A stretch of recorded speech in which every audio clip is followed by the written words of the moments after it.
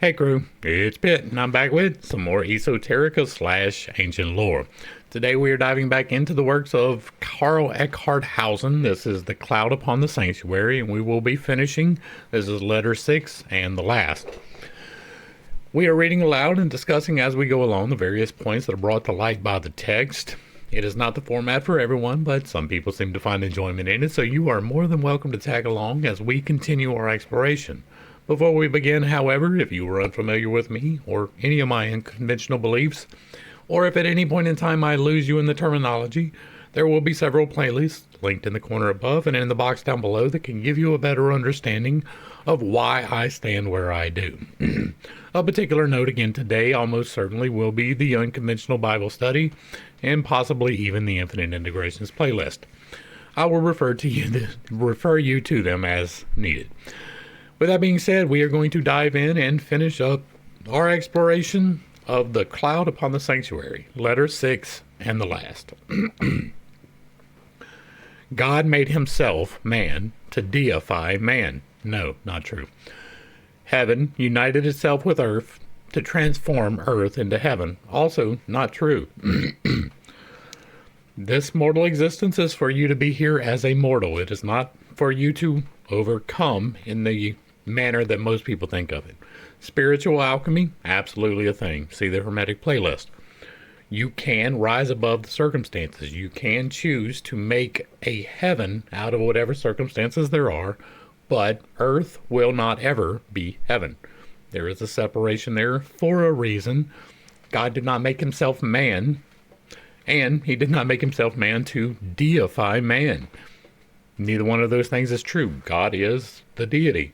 He is the overarching, all-pervading, all-encompassing essence of everything that is. You are here. You are a tiny little bitty sliver of divinity, but you are not divine. You are not a deity, and you never shall be. You have access to the holy through the holy, but you are not holy. But, and I refer you to the Unconventional Bible Study already. But in order that these divine transformations can take place, an entire change, a complete and absolute overturning and upsetting of our being is necessary. This change, this upsetting, is called rebirth. To be born simply means to enter into a world in which the senses dominate, in which wisdom and love languish in the bonds of individuality.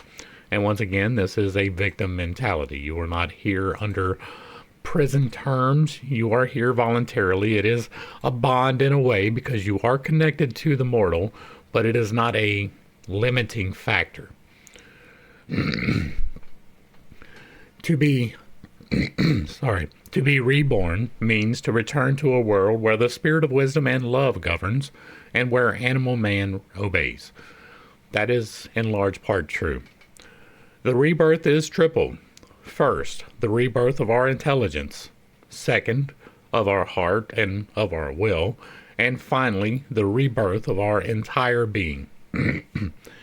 Yeah, that is not entirely untrue either. It is a process, and first you have to understand that there is a need. That would be the rebirth of the intelligence. Then there has to be an actual changing of the actual actions that you are actually taking. That would be your heart and your will. And then finally, the rebirth of our being is a result of those actions. The first and second kinds are called spiritual, and the third, the corporeal rebirth. Now, there is no corporeal rebirth. Many pious men, seekers after God, have been regenerated in the mind and will, but few have known the corporeal rebirth. This last has been attained to, but by few men, and those to whom it has been given have only received it that they might serve as agents of God, in accordance with great and grand objects and intentions, and to bring humanity nearer to felicity. That is in part true, right? You are not actually going to be physically born again. Your actions will provide that you are a new man. That is a little bit different.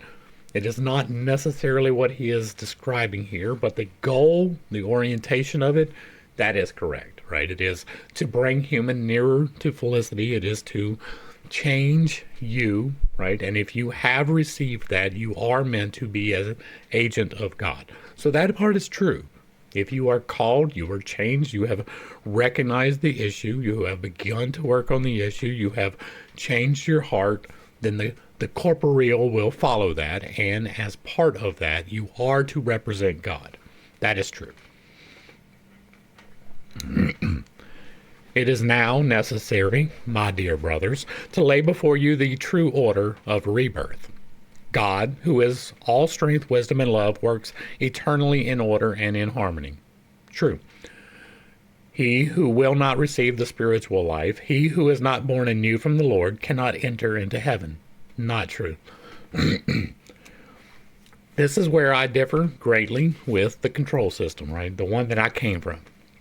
I don't believe that we are here involuntarily. That is a big, big sticking point.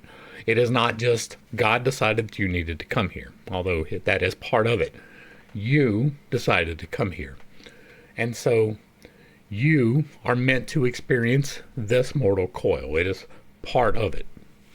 But your soul is eternal. The part that's making the decision, right? This is the temple, the body that you pilot around in 5D space. That is the temple.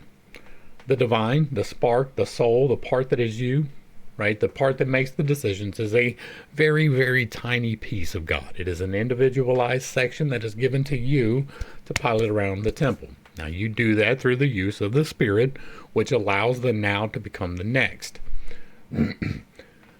Before this was inside of this temple, it was somewheres, and it will return somewheres. My belief is that it was with God and that it will return to God. There is no hell in the Old Testament. There is only fleeting mention of it in the New Testament. It is a doctrine that has been placed upon man through the control systems to keep you in fear. Part of it is so that you can take the responsibility off of yourself, so that you can throw the responsibility onto someone else for you to do the right actions. It's not my fault, it's my sin nature. It's not my fault, it's not my decisions. It's something that is intrinsic to me, and that is not true. The fear that you will be separated from God is necessary for some people. There are some people who do not have the emotional intelligence to understand these things that we talk about. There are people who need the control systems, and for them, that is what hell is for. For you, who are this far along in the study, you know better, right? You are an eternal being, and God's not going to punish you forever for the mistakes that you make here when He put you here to learn from those mistakes. So I do take extreme exception in that, right? You do return whether or not you have done this. Now, this is the goal. This is what you should be doing. You should be receiving the spiritual life. You should be born anew from the Lord. That is true. But this last part is not. Man is engendered through his parents in original sin. That is to say, he enters into the natural life and not the spiritual. That is in large part true, right? You forget why you came here, and because you have to learn. The spiritual life consists in loving God above everything and your neighbor as yourself. Yes. In this double love consists the principle of the new life. That is true, right? That is the calling. When Noah walked out of the boat and he made his sacrifice, this was the command given to him. Love the Lord your God with all of your heart, soul, and mind, and your neighbor as yourself. Go forth, subdue the earth, be stewards thereof, and shed no blood of man. That was the commandment. Man is begotten in evil, in the love of himself and of the things of this world. That's another one, right? Begotten means that's where you came from. You are begotten from your mother and father. So sometimes evil can be a part of that, right? There are actions, and those actions have consequences, and sometimes those are not willingly participated in actions. And so you can be begotten in evil, but for most people it is begotten in love through a union of spiritual, right? Your DNA comes from your mother and your father. It was knitted together and woven into one. They took a separate piece of this and this. That is a spiritual action, and that is through love. That is where that came from. And so that is the begotten, right? Not from evil, but from love for most people. Now, love of himself, self-interest, self-gratifications, those are things that are upon you because you have forgotten where you came from. Such are the substantial properties of evil. The good is in the love of God and your neighbor, in knowing no other love but the love of mankind, no interest but that affecting every man, and no other pleasure but that of the well-being of all. That is not entirely true either. The good is in the love of God and your neighbor, yes. In knowing no other love but the love of mankind, that's not true. You were put here to propagate. Part of that process should be love, right? You should find the one person, for most people, that is for you to love. That doesn't mean there is only one person out there for you. There can be a myriad of choices, right? You have to make that choice, but you should feel love for them. That is not love for mankind. That is love for a spouse. You should have children. You should raise them correctly. You should teach them and guide them to do the things which are right. That is the love of parenthood. It is not the love of mankind. The love of mankind is understanding that everybody is on their own struggles. So you should be generating that. You should understand that not everybody is on the same path as you, and so therefore you make certain allowances. Doesn't mean that you have to tolerate bad, but that you understand that everybody doesn't come along the same path. That is the love of mankind. That is separate than physical love of a spouse. That is separate from the emotional love of your children. That is separate from the love you have for your pets. You are meant to feel all those kinds of love.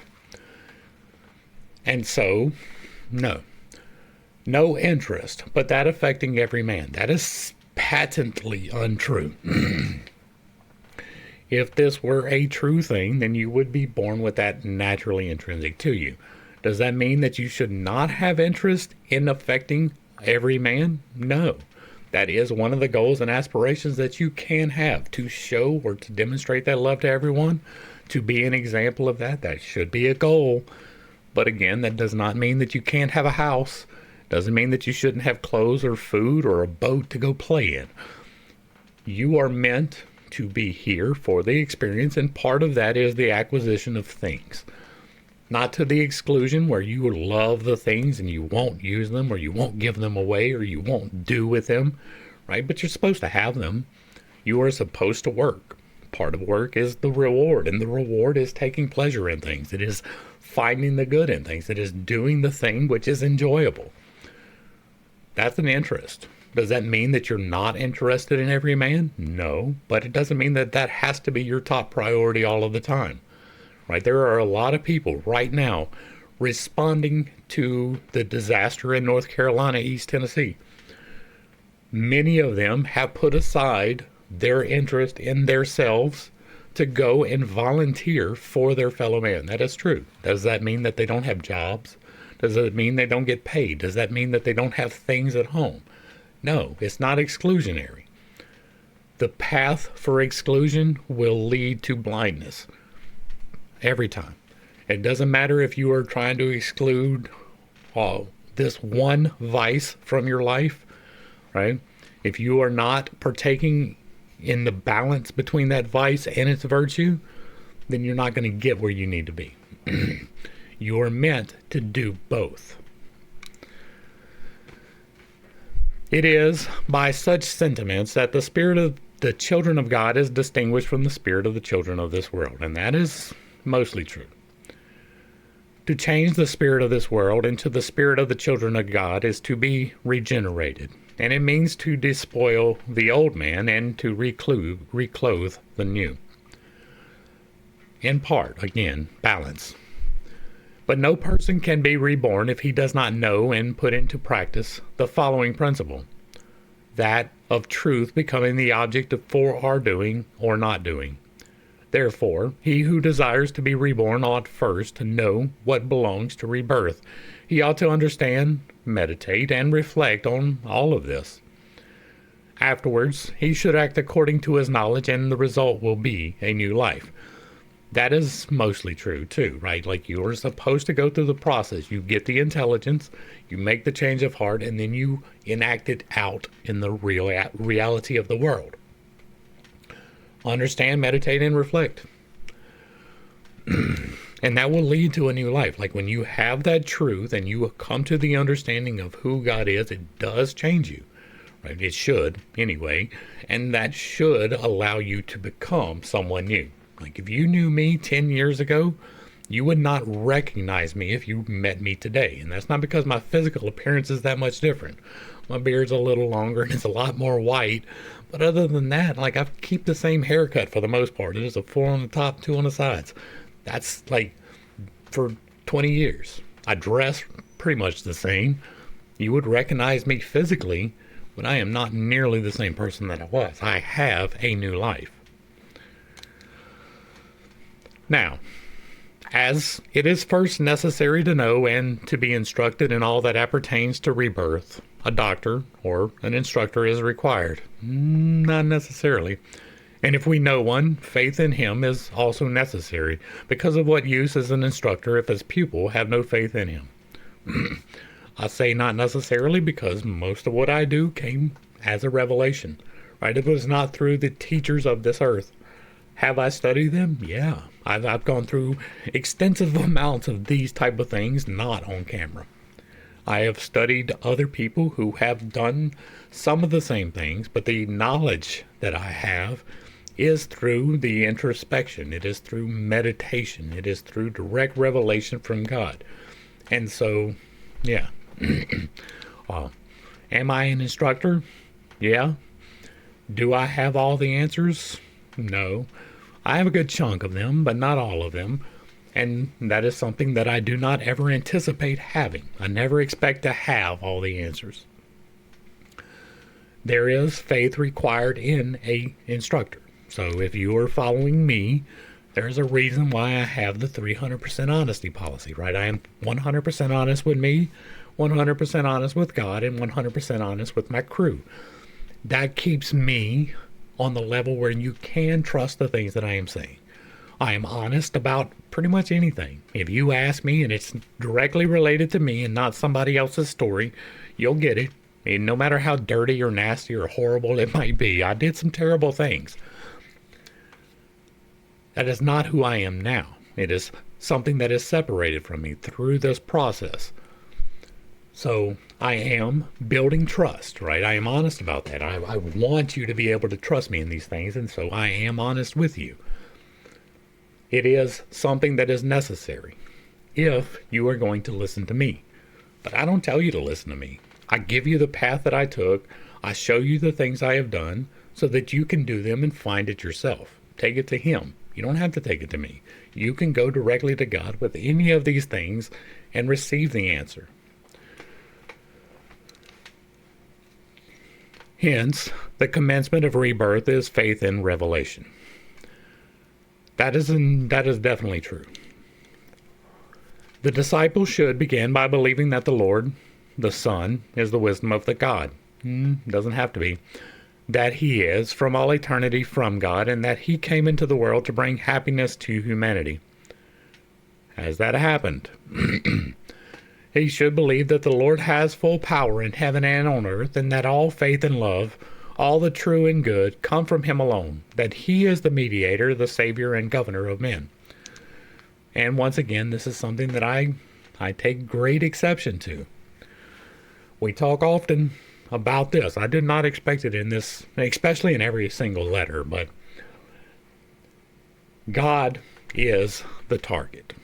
Not any man that has ever walked upon the earth. Not a single one. I have a variety of reasons which are outlined in the Bible study, right? The unconventional Bible study will take you through this. It is a long study, but it will let you know, right?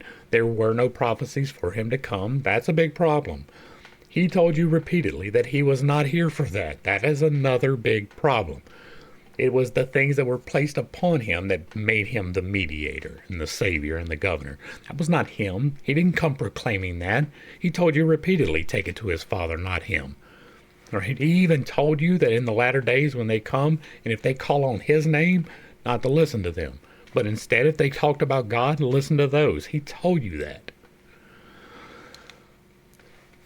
When this most exalting faith has taken root in us, we shall all think often of the Savior, and these thoughts turned towards him develop, and by his grace, reacting in us, the 7 closed and spiritual powers are opened. Now, we talk often about this number, right?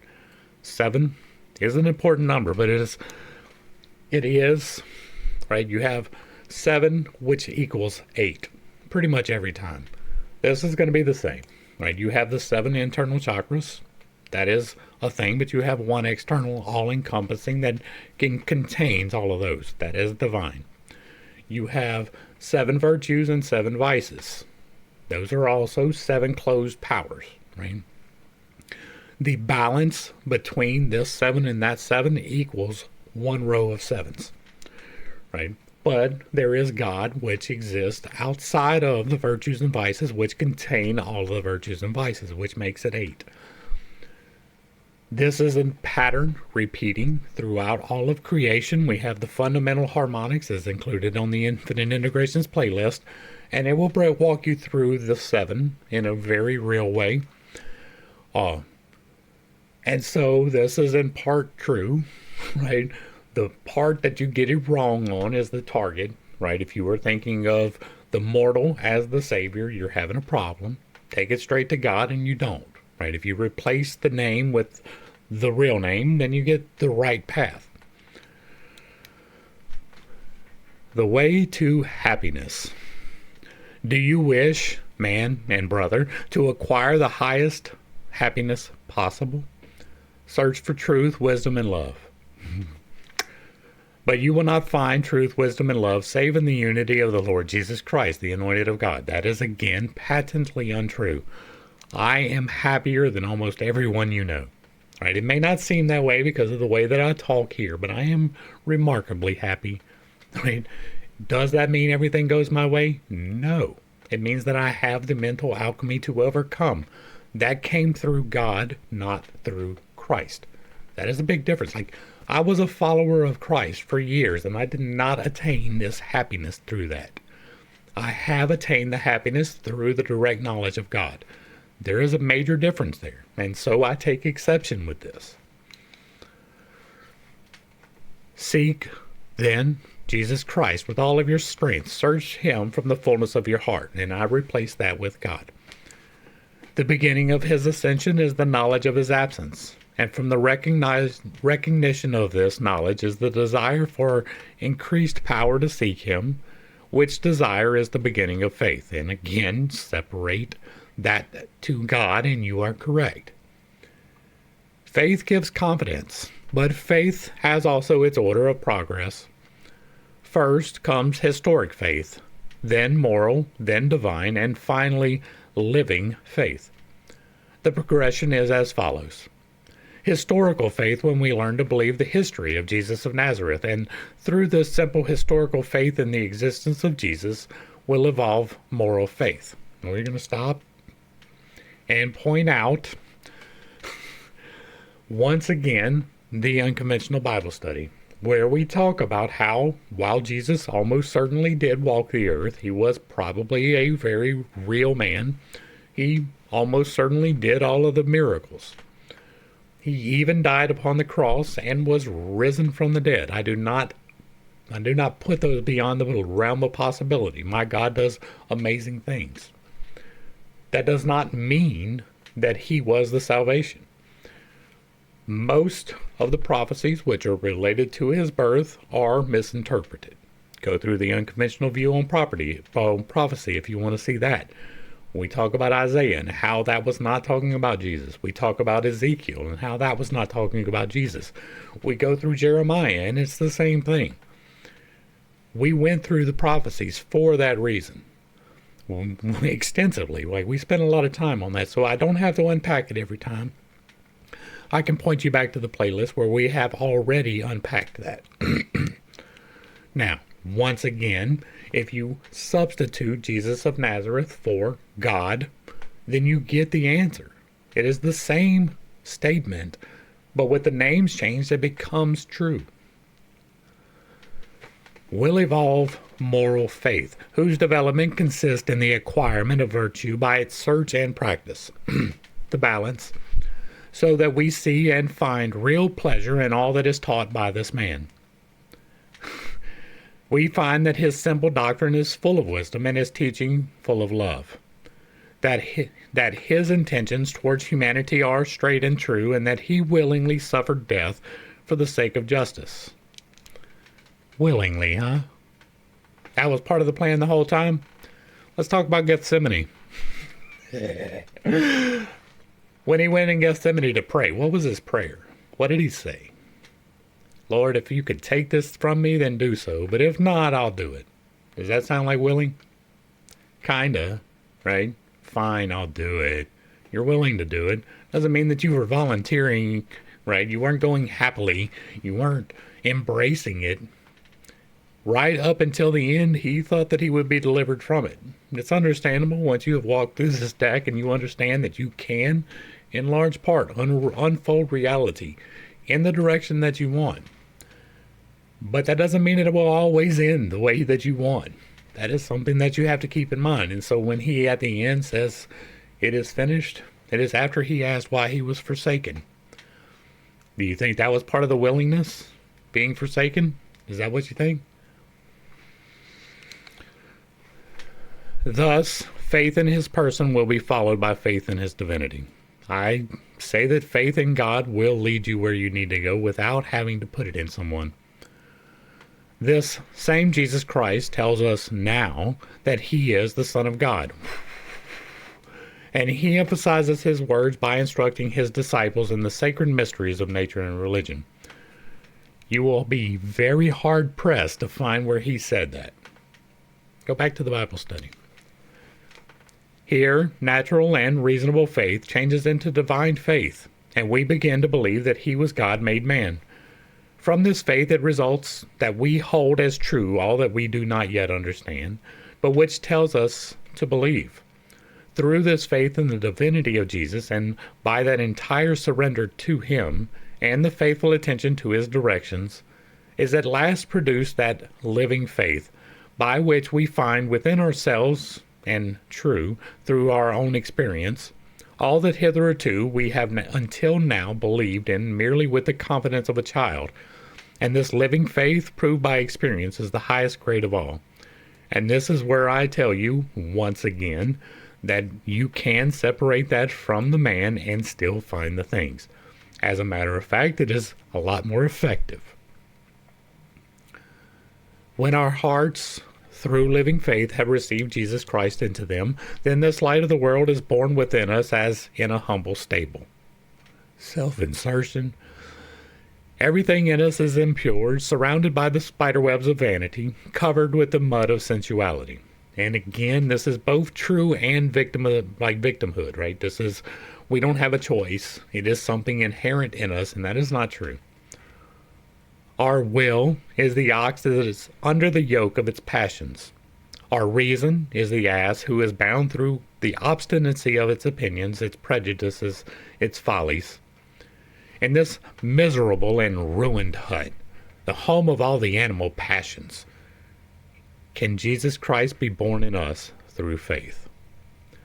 The simplicity of our souls is as the shepherds who brought their first offerings, until at last the three principal powers of our royal dignity, our reason, our will, and our activity, prostrate themselves before him and offer him the gifts of truth, wisdom, and love. And again, separate that from the mortal and you will be fine. Little by little, the stable of our hearts changes itself into an exterior temple, where Jesus Christ teaches, but this temple is still full of scribes and Pharisees. Boy, if that ain't the truth. Whoo-wee. If there ain't a whole lot of doubts and problems and laws and regulations that are holding you back from where you need to be. That's what was wrong with the scribes and the Pharisees, right? They thought that the law was written so that man was made for the law to be fulfilled, and it's the opposite. The law was made so that man could fulfill. It was to give guidance, however misguided it may have been. It was to raise above from the surroundings the various peoples and in so it did something good. But, right, the temple is the meat suit. It is the body. It is the part that you pilot in this space. And you are meant to perfect it. You are meant to change it. That is a thing. But once again, if you remove the name and you put in God, you get it, right? And it will still be full of rules. You learn to overcome them, because once you learn the true meaning, it becomes a lot easier to find the lesson. Those who sell dives and the money changers are still to be found, and these should be driven out and the temple changed into a house of prayer. In part, once again, right, I told you so many times, and I will continue to, if someone is telling you to sell off everything you own, give it to the poor, and go out, they're telling you wrong, right? That is the calling for some people. Don't get it twisted. People are different. There are some people who are called to absolute poverty. It is not almost anybody. Almost everybody is supposed to toil on this planet for your food. You are supposed to accumulate things, but not hold on to them so much that you can't be without them. You don't get to take them with you. But you can have things. You can have a house. You can have possessions. That is not a problem. The money changers part, that was a problem because that became the focus of the temple, right? The temple, the sacrifice, was so that you would get hit in the pocketbook when you did something wrong, so that you would understand that it's something wrong. But they turned the whole religion to that. You would go and you would buy this pigeon for this if you had it, or you would buy this ox for this if you had that. And that would be your sacrifice. And the changing of the money from this currency to another currency was with interest and with payments and fees included, so that it became a process by which the temple became rich. Wonder if we could find a corollary in some other control systems, possibly the Roman Catholic Church. I wonder if maybe they sold exceptions to sin. I wonder.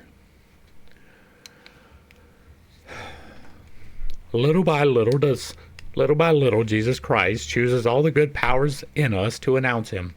He heals our blindness, purifies our leprosy, raises the dead, powers into living forces within us. Do we have evidence of that? I know that this is going to be a sticking point for people, right?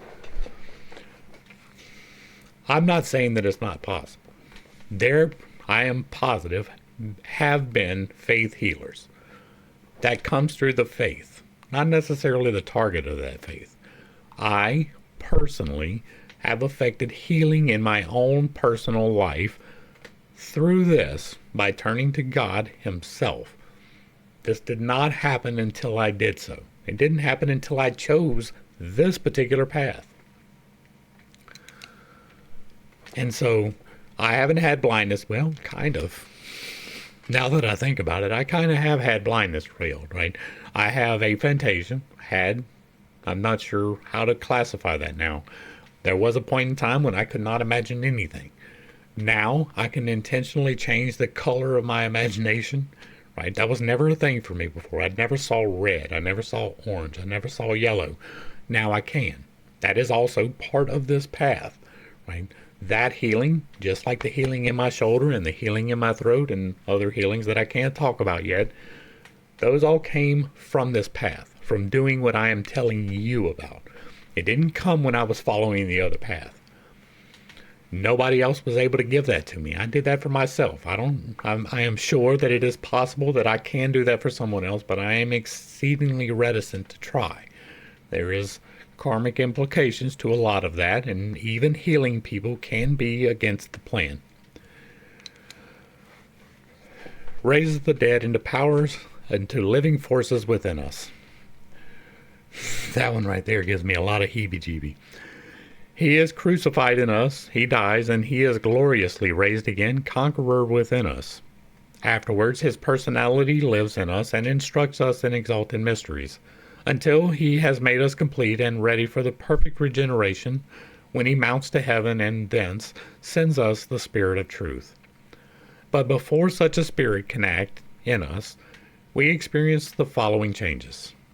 First, the 7 powers of our understanding are lifted up within us. Afterwards, the 7 powers of our heart, or of our will. And this exaltation takes place after the following manner. The human understanding is divided into 7 powers. The first is that of looking at abstract objects, intuitus. By the second, we perceive the objects abstractly regarded, apperceptio. By the third, that which has been perceived is reflected upon, reflexio. The fourth is that of considering these objects in their diversity, fantasia, imaginato. The fifth is that of deciding upon something, judicium. The sixth coordinates all of these according to their relationships, ratio. The seventh and last is the power of realizing the whole intellectual intuition, intellectus. I don't know that I necessarily agree fully with this, but you can overlay it, right? The first is that of looking at abstract objects is the understanding that all things are one. By the second, we perceive the objects abstractly, right? That is, I see and recognize the things that are. The third is reflecting upon the perception, which is reflexio, which is trying to understand. And the fourth is the considering of these objects in their diversity, right? This is just a continuation. It's not even really a different process. For me, it is different, right? I have a whole playlist, the Infinite Integrations playlist, where we go through several videos before we get to it, but there is a process by which you can do this, and it is 7 pieces. Well, 8 really, but you don't really do the 8th one. It kind of happens naturally. You receive information in a particular pattern. You process that information and you deliver that information back in a particular pattern. Recognizing how that happens is part of this, right? So again, check out the MBTI stuff for this. But those 7 internal chakras that you have all present their own unique challenges. The 8th one does too, the divine, but the 7 internal ones in particular. The process by which we do in the infinite integrations is we start at the very bottom, right? The base, the demon, the part that you really just mess up without even understanding it. And the first part of this is getting a grip on that. That's going to be your biggest problem, whatever it is. For me, it is addictive tendencies and the inability to stick to the end of things. That is the SI demon. It's different for other people. Some people it is other people's thoughts that really holds them back. And some people it is their own thoughts that really hold them back. And for you, it's going to be a little bit different. But one of these 7 vices will overlay particularly in that, right? For me, that is more gluttony than it is anything. There's a little bit of lust tied in there, but that comes more with the next step up. So I had to overcome that in order to get the first step. And then the second step is coming up to my sacral and figuring out what that is. Well, that is what other people think. And for me, that's going to be a big problem. A lot of that is tied in with my sexual energy and what other people perceive of me sexually. Go back to the origin story if you would like more on that. There are 7 points of this, right? There's an 8th one, but the 8th one kind of comes naturally, and if you get these in order, then that 8th one happens by itself. So it really is kind of a 7-step with an 8th step being God's. That's a better overlay, in my opinion, than this, right? This is recognizing an issue and even getting to the point of understanding and doing something about it with the last couple of steps. But I don't think it's outlaid in the right way. Again, that is my opinion. You don't have to believe that, but as part of my path, this is how I did it. The last contains, so to say, the sum of all the others, and that is why I have a problem with it more than anything, is because it is really just a restating of the understanding. There's more to it than that, and it doesn't deal with the vices at all. The will of man divides itself similarly into 7 powers, which, taken together as a unit, form the will of man, being, as it were, its substantial parts. The first is the capacity of desiring things apart from himself, desiderium. The second is the power to annex mentally things desired for himself, appetitus. The third is the power of giving them form, realizing them so as to satisfy his desire, concupiscencia. The fourth is that of receiving inclinations, without deciding upon, acting upon any, as in the condition of passion, passio. The fifth is the capacity for deciding for or against a thing, liberty, libertas. The sixth is that choice or resolution actually taking, electio. And the seventh is the power of giving the object chosen an existence, voluntas. This seventh power also contains all the others in one figure. And again, you can extrapolate and try the overlay.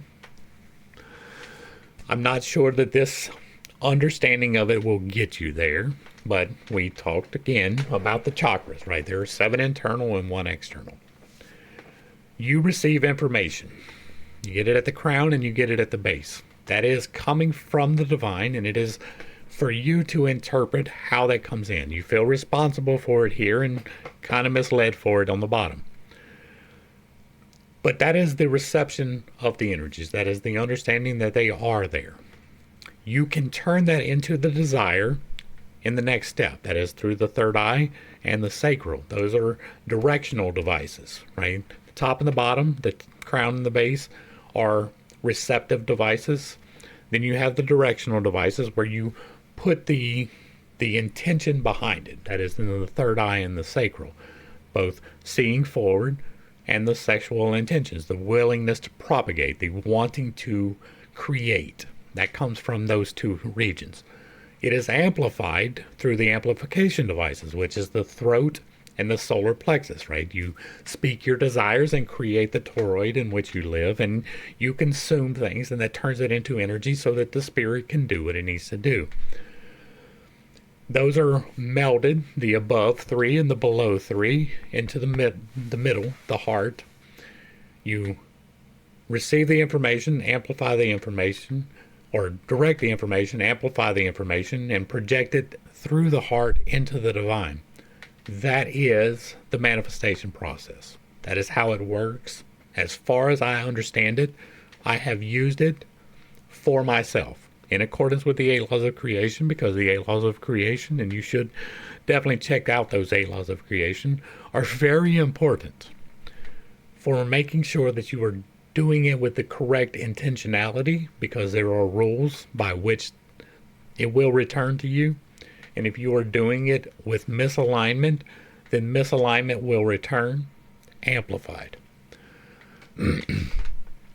If you would like a better and longer explanation of that, it is in the Infinite Integrations playlist.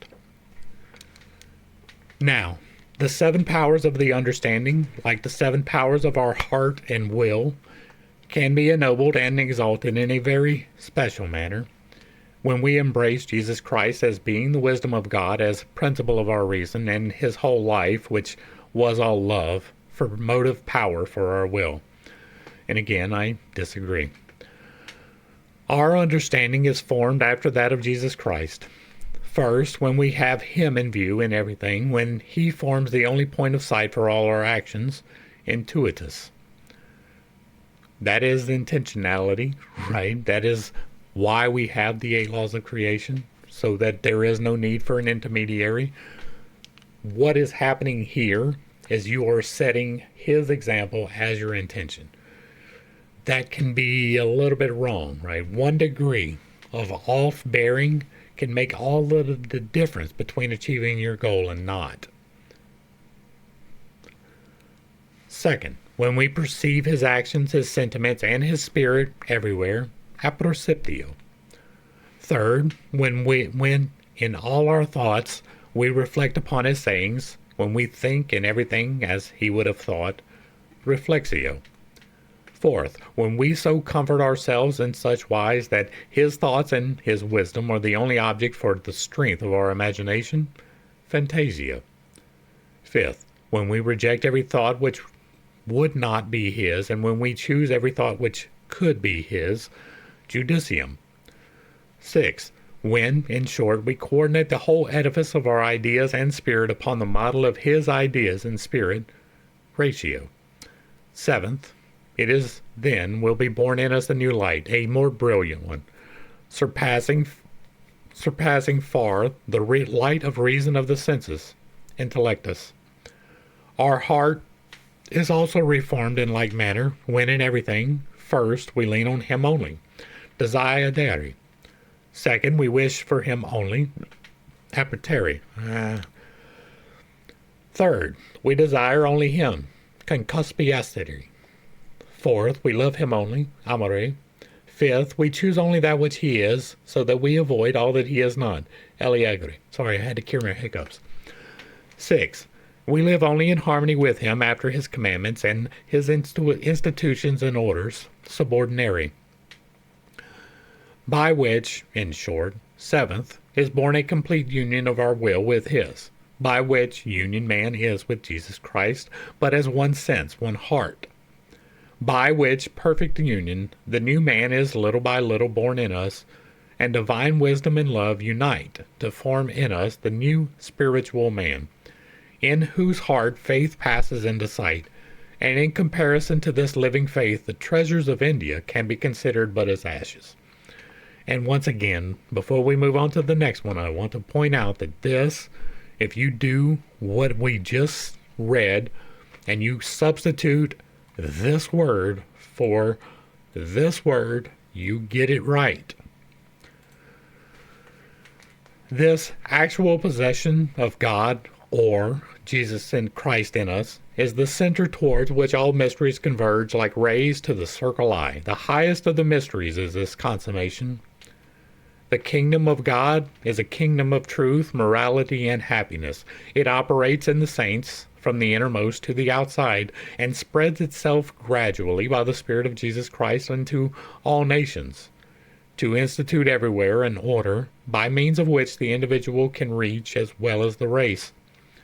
Our human nature can be raised to its highest perfection, and sick humanity can be cured from all the evils of its wickedness.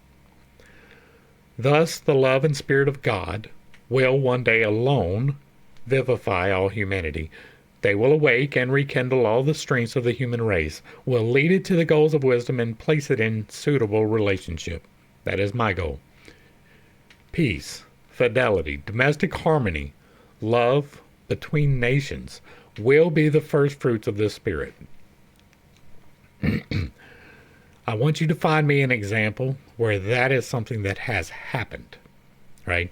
If the fruit of the Spirit, which is outlined here, right? Peace, fidelity, domestic harmony, and love between nations.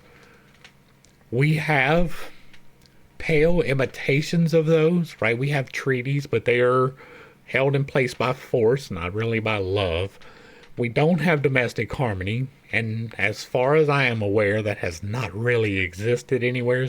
Like even in the days when the Roman Catholic Church held everything firmly in its grip, and by everything I mean not everything, but everything under its control was held firmly in its control. Even then, there was not domestic harmony. There were various wars happening within the church, much less outside of the church. Love between nations, right? That's the first fruits of the Spirit. Well, we haven't harvested them fruits at all. At all. Inspiration of good without false similitudes. The exaltation of our souls without too severe attention. Warmth in the heart without turbulent impatience will approach, reconcile, and unite all the various parts of the human race, long separated and divided by many differences, and stirred up against each other by prejudices and errors. And in one grand temple of nature, great and little, poor and rich, all will sing the praise of the Father of love. And that's going to wrap up this particular study. We are now done with the cloud upon the sanctuary. I really thought that this was going to be a different study, right? I said it several times throughout this, but I didn't think that this was going the direction it did. Like I had a whole different study planned. Let me see if I still have it. I don't. I had it pulled up where you could see it, but I don't anymore. There was a life and history of Jesus Christ that we were going to do, and it would have went much in the same way that this study did. But I was like, no, I really don't want to hit that, right? I am kind of done with that. Does that mean that we're not going to have to hit it again? No, obviously. But for me, it is a settled issue, right? We have done the Bible study. There's 161 videos, and it's pretty close to 161 hours. It's a little bit under because not all of the videos made it, right? But it's pretty close.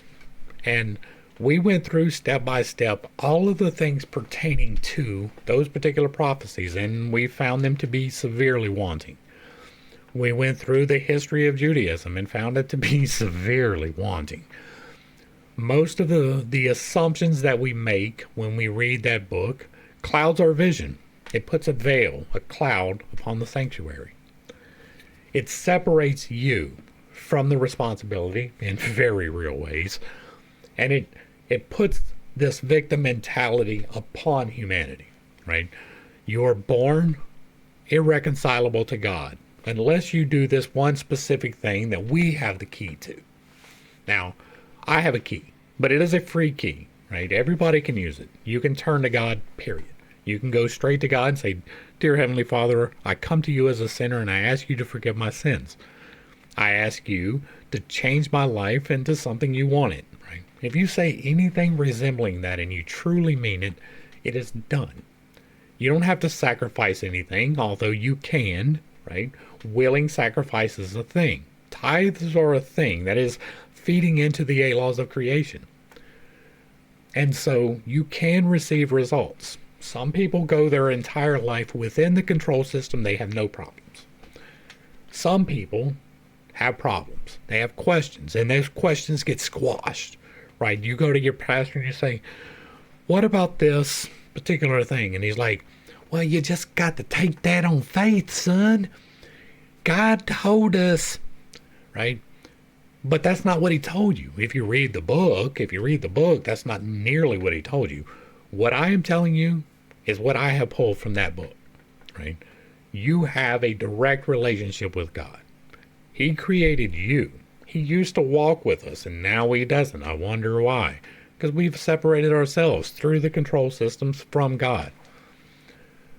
I am endeavoring to peel away those levels of control. You can go directly to the source. Take it straight to God. He will forgive you, right? It is part of your nature to make mistakes. It is also part of your nature to seek to overcome those mistakes. And the control systems play upon that. They hold you in fear that you will be eternally damned to burn forever if you say the wrong word, or if you take a drink, or if you dance with your bride. Like literally at my wedding, I couldn't dance with my wife, right? It was a sin to dance with my wife. That's wild. These rules and restrictions are guidelines. They are meant to keep you between the buoys, right? And so that you understand that, yes, this is a bad thing. Yes, this is a good thing. These are the rules. But the rules were made for you so that you could see the buoys, so that you could keep it between the navigational beacons. It's not the overarching thing that it is played out to be, and the intention behind it is not necessarily aligned for your greater good, right? If you are putting off upon your sin nature that you don't have a choice in these things unless you do this one particular procedure, you're limiting yourself in a very real way. I say that too much, real way.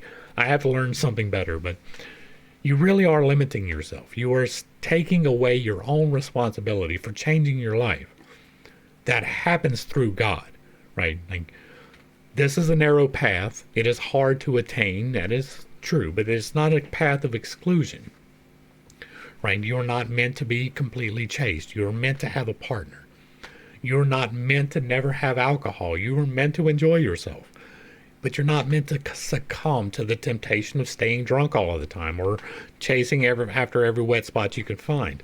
That's not your intention. But it is part of the temptation. You are meant to overcome the temptation, and you can, through God, without any intermediary necessary. That's what I'm trying to relate. Now, there are things that you can do extra, right? What I talk about with the chakras, that's extra. That is something that has been given to me, and I use for God's benefit. That is literally my goal. The healing, that's not even for me. It is, because I am benefiting from it. But I asked for it. Like, it took me over a decade to ask God to heal me at all. I didn't feel like I was worthy. I didn't ask for it. I prayed for other people and for their healing, but not my own. I started praying for my own healing so that I could show other people that it was real. And I received it. Now, whether that was the reason why or whether it was for me personally, I don't know. But I take it that it was for others so that it can be an example. When this thing popped up in my throat, we went to the doctor and they were like, it's not cancerous, it's not a tumor, it's a cyst. And they could have taken it out.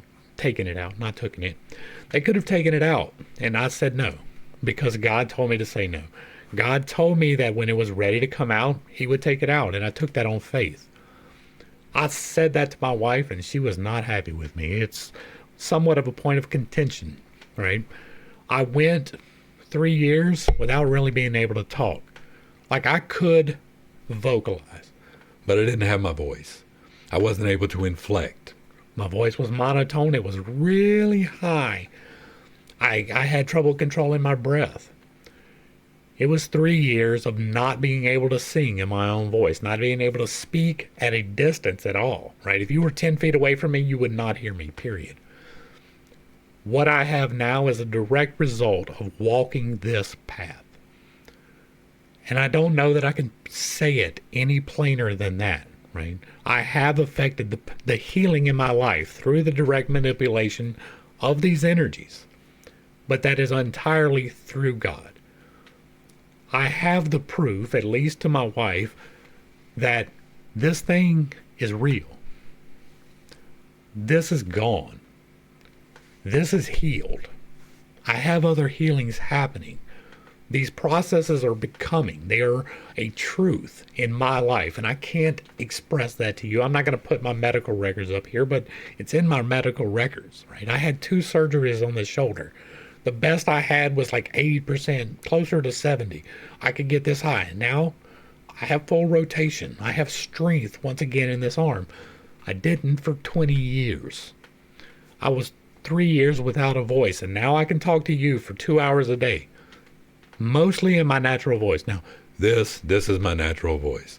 It is a lot better, but it's still a little bit weak. I don't have the confidence to project for an hour, but there was a time I could not speak in this voice at all. This was a whisper. This was completely held back. There was 0% that I could speak on this level. The fact that I can do so for a couple of minutes is a blessing, but it's getting better every single day. I can sing in my natural voice. I don't have the confidence to do a whole video. It breaks and it cracks, and I'm like, that's going to be an unpleasant experience. And so I talk.